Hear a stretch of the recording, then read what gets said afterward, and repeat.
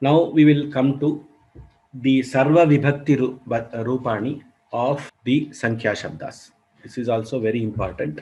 So please let me know who wants to repeat with me. Meenakshi Sham. Ram Ram Ram sir. Ram Ram Ram. Akarantah nityam ekavachanantah पुल्लिंगः एकशब्दः अकारान्तः नित्यम् एकवचनान्तः पुल्लिङ्गः एकशब्दः एकः एकः एकम् एकम् एकेन एकेन एकस्मै एकस्मै एकस्मात् एकस्मात् एकस्य एकस्य एकस्मिन्. एकस्मिन्. Now this is the pullinga shabda. It does not have forms in dvivachana and bahuvachana. It is a nityam ekavachananta shabda. In different vibhaktis, this is how the form is there. First, when we learned the numbers there, we learned only the prathama vibhakti form. We said ekaha, eka, ekam. Ekaha was pullinga prathama vibhakti. Now we are coming to dvitiya vibhakti and others. We are saying now ekena balakena karyam kritam. Ekasmai balaya modakam dehi. So give modaka to ekasmai to one boy. So ekasmai balaya. This is how we use it in sentences. Okay, sir. Idanim strilingam vadatu. Akarantah nityam ekavachanantah strilingah ekashabdah. अकारान्तः नित्यम् एकवचनान्तः स्त्रीलिङ्गः एकशब्दः. एका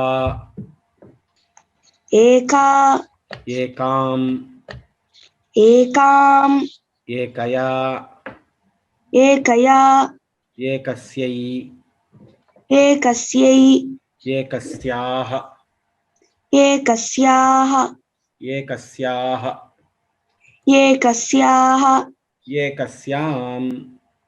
एकस्याम्.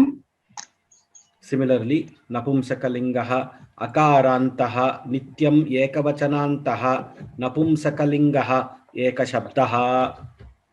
अकारान्तः नित्यम् एकवचनान्तः नपुंसकलिङ्गः एकशब्दः. एकम् एकम् एकम् एकम् एकेन एकेन एकस्मै एकस्मै एकस्मात् एकस्मात् एकस्य एकस्य एकस्मिन्. एकस्मिन्. धन्यवादः. धन्यवादः. This is how the eka shabda is formed. There are 3 shabdas in this one slide. So we have to change the heading according to the shabda. Akarantah nityam ekavachanantah pullingah eka shabdah. You have to tell only the first column. Akarantah nityam ekavachanantah strilingah eka shabdah. Tell only the second column. Akarantah nityam ekavachanantah napumsakalingah eka shabdah. Tell only the third column. That is how we have to recite the shabda and understand the forms. Srinivasan Iyer. Ram Ram. Ram Ram. Ikarantah nityam dvivachanantah dvishabdah. Ikarantah nityam dvivachanat dvishabdah. Ikarantah nityam dvivachanantah pullingah dvishabdah. Ikarantah nityam dvivachanat pullingah dvishabdah. Oh, are you not seeing the screen fully? PowerPoint? Now only the screen came. Dvivachanantah. Are you not seeing dvivachanantah? Dvivachanantah. That's what I said. Why do you say nityam over here? Nityam means it is only dvivachana. You don't have ekavachana and bahuvachana. Okay. Dvau. Dvau. Dvau. Dvau. Dvabhyam. Dvabhyam. Dvabhyam.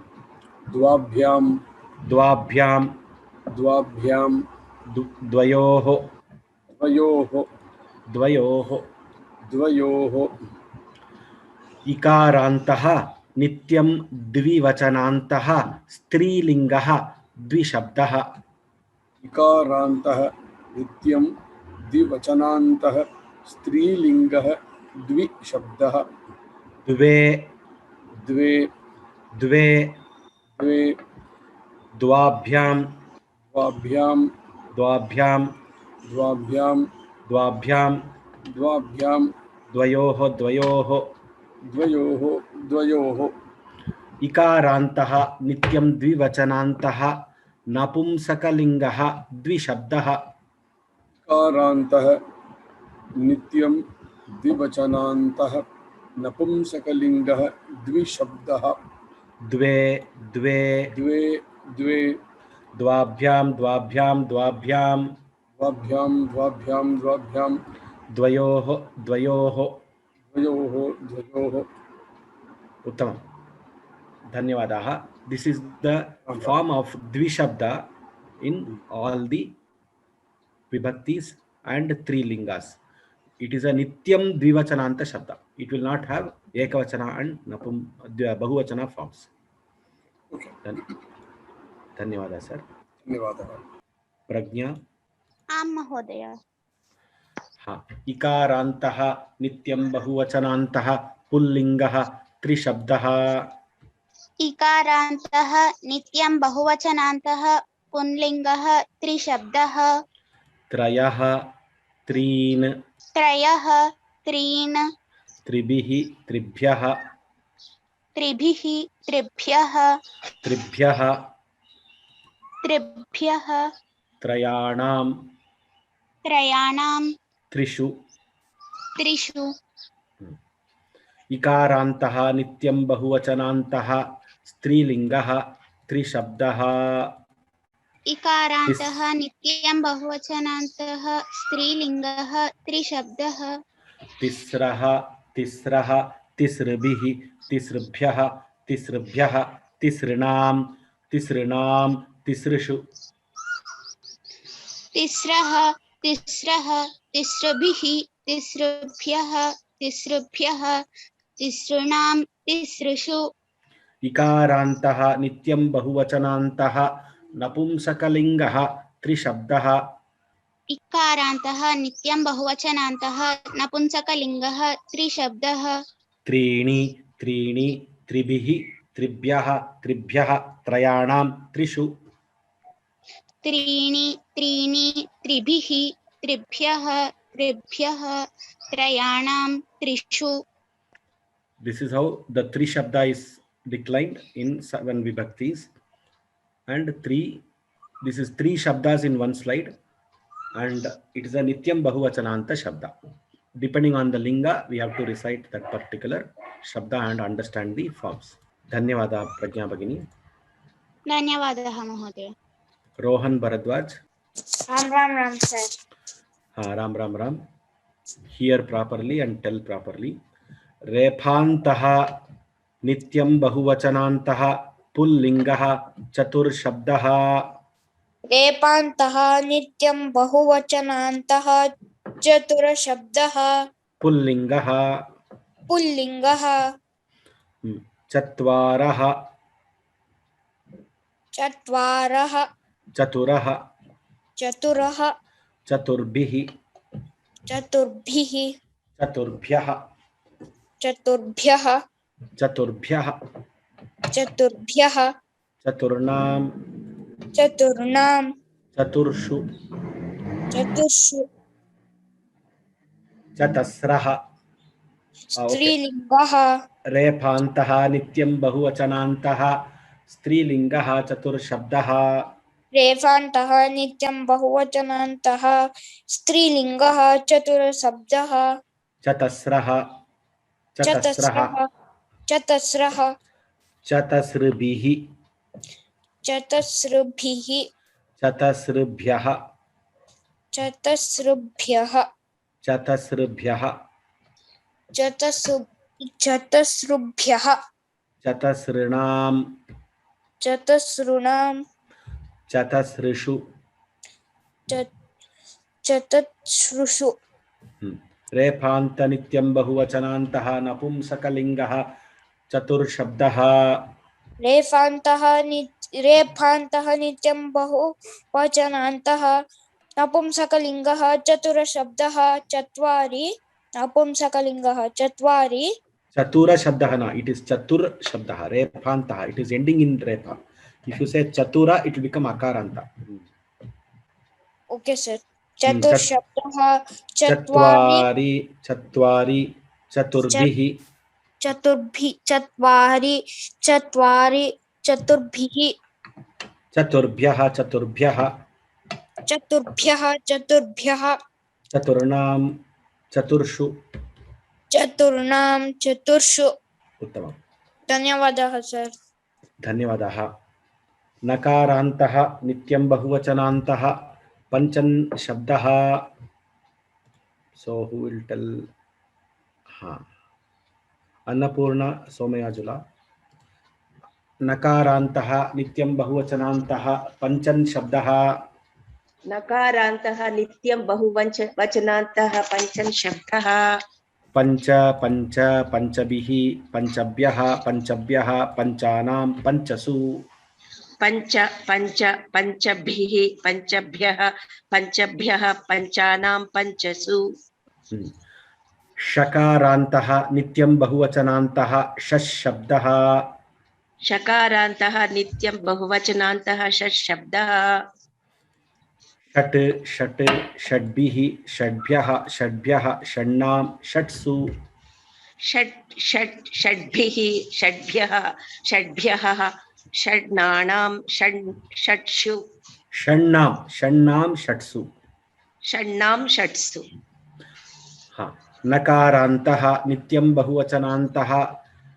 सप्तन शब्दः नकारान्तः नित्यं बहुवचनान्तः सप्तन शब्दः सप्त सप्त सप्त सप्तभिः सप्तभ्यः सप्तभ्यः सप्तानां सप्तसु सप्त सप्त सप्तभिः सप्तभ्यः सप्तभ्यः सप्तानां सप्तसु very good now this is trishu lingeshu samanah this is same in all the three genders okay, so each of this is one shabda which is same in all the three genders धन्यवादाः भगिनी धन्यवादः महोदय नागरत्नं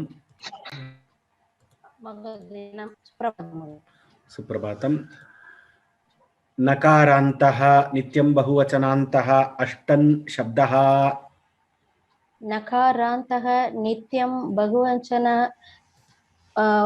अष्टन् शब्दः अष्ट अष्टौ अष्ट अष्टौ अष्ट अष्टौ अष्ट अष्टौ अष्टभिः अष्टाभिः अष्टभिः अष्टाभिः अष्टभ्यः अष्टाभ्यः अष्टभ्यः अष्टाभ्यः अष्टभ्यः अष्टाभ्यः अष्टभ्यः अष्टाभ्यः अष्टानाम् अष्टसु अष्टासु अष्टानाम् अष्टसु अष्टासु नकारान्तः नित्यं बहुवचनान्तः नवन् शब्दः नकारान्तः नित्यं बहुवचन नवन् शब्दः नव नव नवभिः नवभ्यः नवभ्यः नवानां नवसु नव नव नवभिः नवभ्यः नवभ्यः नवानां नवसु नकारान्तः नित्यं बहुवचनान्तः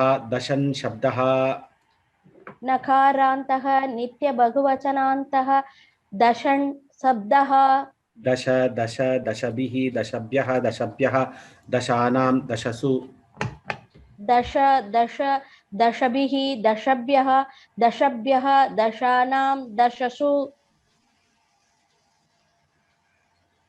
धन्यवादाः भगिनी some interesting prayogas and sentences are found in our dharma shastra our vedic literature dashanam पूर्वेशां दशानां परेशां ब्रह्मलोक अवाप्त्यर्थं कन्यादानं करिष्ये when they do the kanyadana they tell this the priest the father of the kanya who is doing the dana and his ancestors, 10 ancestors above him, and 10 ancestors below him. So all put together 21 generations, they achieve Swarga because of one Kanyadana. So that is the Vakya in our Vivaha Mantra Prayoga. Like this, there are so many Prayogas which we see, and all these Shabdas and the different Vibhakti Prayogas are seen in the Vedic literature and the Sahitya literature, that is the Kavya literature. Now coming to the Sankhyanam Prayogaha. So Sankhya's can be used as a Visheshana, as I told you, Ekaha Balaha, Eka Bala, etc. There are some Vishesha Prayogas like Jananam Vimshatihi, Manushyanam Laksham, etc. I am yet to find out the meaning and context of this, but I have seen these Prayogas. I just remembered I wrote it in the slide, but I don't know exactly what it means. Now for 100 and above, as I told you, Adhika, Gunita, Uttara. There are 3 Shabdas which can be used. Suppose you have to say 1 or 2, Dvi Adhika Shatam. This we studied in the Samasa chapter, Dvi Adhika Shatam. Ashta Saptati Uttara Shatam means 178. Ashta Saptati is 78. Uttara is afterwards. 100. Shatam is Shatam. So 200 if you want to say Dvigunitam Shatam. If you want to use a multiplication kind of a factor, Dvigunita Shatam. Dviadhika Shatam is Dvishatam, all Dvigunita Shatam, Dvishatam. Only Dvishatam can mean 200 directly. So Shatam, Dvishatam, Trishatam means directly it can mean 200, etc. But the usage we have seen, it is like this.